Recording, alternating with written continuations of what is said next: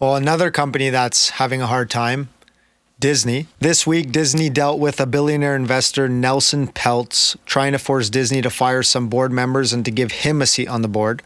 So this guy, Nelson Peltz, he's known as an activist investor. Essentially, what he did was he bought a bunch of shares in Disney, became the fifth largest shareholder in Disney. And then he tried to use that to force himself on the board so that he could make changes at Disney that he thought would be required for the company to make a turnaround. Look, I know you, Nick, you own some stock in Disney. What are your thoughts on this? So I own some stock, not that much stock, just to make it very clear. You know what I mean? So for Nick's me, the sixth largest shareholder. I'm exactly. Yeah, I'm the sixth. I just don't want people to know, But listen, Disney is a company that's been here for a long time, and they have done some bad PR stunts. I think they really went woke, in particular with their movies. And a lot of the investors are just pissed. People are mad that, the movies haven't been doing well at the box office, that they kind of lost a little bit of focus on creating great movies rather than trying to create a movie that's now customized to everything that's going on around the world. I think that's where some people are upset. Now, for me, if they want to go woke, God bless them. But does that take away from the fact that their movies that they put out are shit? Yeah, they haven't been good. Like growing up, a lot of all the movies I can remember watching as a kid were all Disney. And I think that they made some really bad movies, especially like, for example, I think this one hasn't even come out yet. It's a new Marvel movie. It's like Three Girls. Not to say that that's bad at all, 100%, not at all.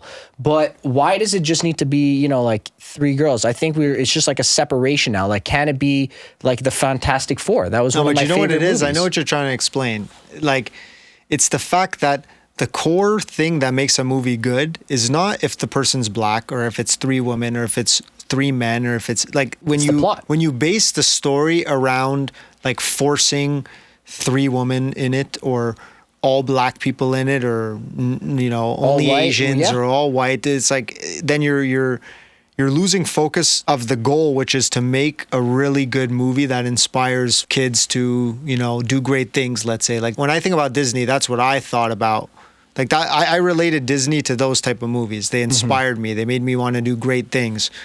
I agree. It's like for me when I was watching Disney, like the movies I loved were all the superhero movies, and I related. I was like, man, I want to be a superhero when I'm young, and I can attest that. A lot of girls want to be Disney princess. They wanted to get the marriage. They want the wedding. Now it's like. No more of that, more just there's not really a plot into a story. And it's like things can't be the way it was before where a guy likes a girl, or not to say that it can't be, but I think that they're just putting too much energy and focus in trying to make the movies associated with everything that's going on rather than just focusing on what is a good plot for the movie, who's going to do it, what's the storyline, and take it from there rather than the opposite I feel like they're doing right now. Yeah. That's just my opinion. And to bring it back to, the case, I think that that's what they wanted. Now, whether they just lost the case. So is that a bad thing? Who knows in terms of the stock, but at least the case was done. There's been some pressure. And, Disney now knows a little bit more about what is expected or what some of the shareholders want, and kind of more of an opinion that, hey, man, like we need to make some changes and we're unhappy. So it could be a big blessing, right? It better be. What I think is super interesting, though, is that as soon as this guy, Nelson Peltz, started accumulating the stock and it became public knowledge, the stock has since that period gone up 50%. So it just shows how badly people want to see a change in Disney. That's the first thing. Yeah. The second thing I find super interesting is that Elon Musk came out and said that he supports Nelson Peltz and that he would invest in Disney if Nelson Peltz got a board seat. Then another guy, Bill Ackman, who's known as another activist investor that does similar things like this to turn around companies and change the leadership, to change the trajectory of a company. This guy, Bill Ackman, he came out with something I find super, super interesting. Okay, so essentially, like 4 hours before the decision was actually made for him not to be on the board. There was articles released, and that was actually the article I sent to Adam for this podcast, and I sent to you as well. I thought that it was done, but when I read into that article further, I realized that the vote hadn't even been finalized yet. And you're not allowed to release the results or what you think the results of a vote will be before the vote takes place. And the reason is because, let's say there's 5 voters, okay? Let's just give an example. 2 of them, they vote that they want him on the board, and 2 of them, they vote that they don't want him on the board, let's just say. Now there's 1 voter that decides the fate of what happens, right? If that voter finds out that already the majority of people have voted for him not to be on the board, you think he's going to go take the risk of pissing off current leadership and voting against him when he knows he's already going to lose? No, he's gonna go and vote with the majority of the people, because why look like a piece of shit when he knows he's already gonna lose, right? So that's exactly why you're not allowed to release the results publicly before it happens. But instead, Disney goes out and releases the results publicly. And Bill Ackman was discussing this, saying like it's completely unfair, and the SEC should look into this about how is this happening? How is that allowed to happen? The other thing I find hilarious is that BlackRock and Vanguard are 2 of the major institutions that own like number 1, number 2. Yeah, exactly. They're literally number 1 and number 2 of every single stock on the stock exchange, well, on the S&P 500. It's funny that you really got to convince those 2 if you're going to make any change in some of these massive companies. But anyways, I found that was all interesting. It's just, why are they trying so hard to keep a guy off the board that obviously wants to make positive change in a company, and obviously other people believe he could make that positive change? And I just find that, for me, what I see here is that I find it's sad to see a company like Disney be so political. You know, like, let's say you think of a company like the UFC. You could say that they lean right or whatever, or they have Donald Trump at their events, but regardless, like, Dana doesn't do anything politically. He doesn't come out and say that he supports he'll say he supports Trump, but he's not turning the events into anything political. They're actually told not to discuss politics on air. Like, nobody speaks about politics. It's not an event to go to hear about politics. And I find that these massive companies are missing the fact that their goal is to bring shareholder value. Their goal is to provide consumers with a good or service that we want, that we're asking for, right? That's what a company is there for. And then it's to extract value from that and give it back to shareholders. Instead, their focus here seems to be just to, spread this ideology to children that whatever their ideology is. And I just find that it's completely missing the mark, and it's sad. And I feel bad for today's kids that they can't enjoy movies like Lion King. They can't enjoy movies like they had, Aladdin was really good. They had... Dude, there's so them. Many, but they were like the best movie. Toy Story, oh my God. These movies are the best movies ever. And like, I wouldn't even care if people would say, oh, well, they always show a man and a woman falling in love. Dude, take the love out of the movie. I don't care. It's not about love, those movies. Like, I never walked away from those movies thinking, I really want a girlfriend.